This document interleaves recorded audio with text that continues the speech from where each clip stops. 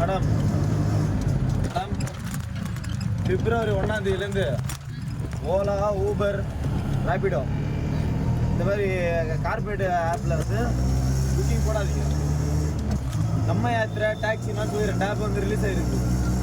அந்த ஆப்பில் இதுவுமே புக்கிங் போட ஆரம்பிங்க. ஏன்னா 1ஆம் தேதியிலேருந்து எந்த ஆட்டோவும் ரேபிடோ, ஓலா, ஊபரில் ஓட்ட மாட்டோம். ஏன்னா அவங்க வந்து கஸ்டமரை கவரப் பண்ணணும் அப்படின்னு சொல்லி ரேட்டை கம்மியாக்கி உங்களுக்கு கவரப் பண்ணுறான். ஆனால் எங்களோட வாழ் உரிமை அதில் அடி வாங்குதுல்ல.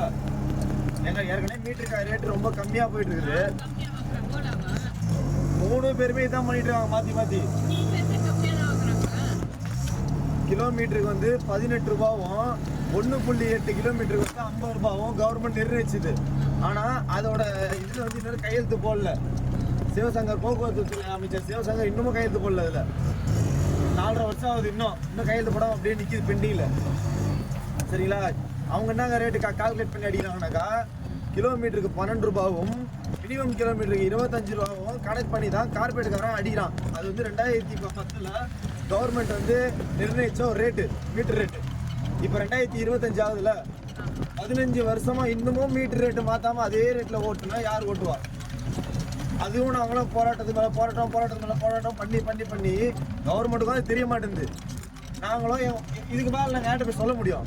அதனால் வர பிப்ரவரி 1ஆம் தேதியிலேருந்து அனைத்து ஆட்டோ ஓட்டுநர் சங்கங்கள் முடிவு பண்ணி இது வந்து நிர்ணயம் பண்ணிக்கிறாங்க. கிலோமீட்டருக்கு 18 ரூபாவும் மினிமம் கிலோமீட்டருக்கு 50 ரூபாவும் வெயிட்டிங் சார்ஜ் வந்து 1 ரூபா 50 பைசாவும் நிர்ணயம் பண்ணிட்டாங்க.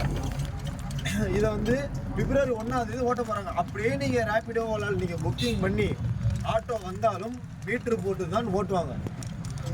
மீட்டர் தான் இந்த மீட்டர் கிடையாது. இது வந்து கவர்மெண்ட் முடிவு பண்ணாதான் இந்த மீட்டர் வரும். டாக்ஸி மீட்டர்னு சொல்லி ஒரு ஆப் இருக்குது. அதில் மீட்டரை போட்டு ஓட்ட ஆரம்பிப்பாங்க. அதில் என்ன அமௌண்ட் வருதோ அந்த அமௌண்ட்டை மட்டும் தான் டிரைவர் வாங்குவோம். இது யூனியன் எல்லாம் சேர்ந்து எடுத்த ஒரு முடிவு. உங்களோட மொபைல் நம்பர் சொன்னீங்கன்னாக்கா அதோட பில்லு வந்து உங்களுக்கு வந்துடும். நீங்கள் அந்த பில்லை நீங்கள் எடுத்து வச்சுக்கலாம். இது பிப்ரவரி 1ஆம் தேதியிலேருந்து நடைமுறைக்கு வருது. அது இப்போவே எல்லாருக்கும் சொல்ல ஆரம்பிச்சா தான் புரியுன்றதை தான் சொல்லிட்டு இருக்கிறேன் லைனாக. சரிங்களா?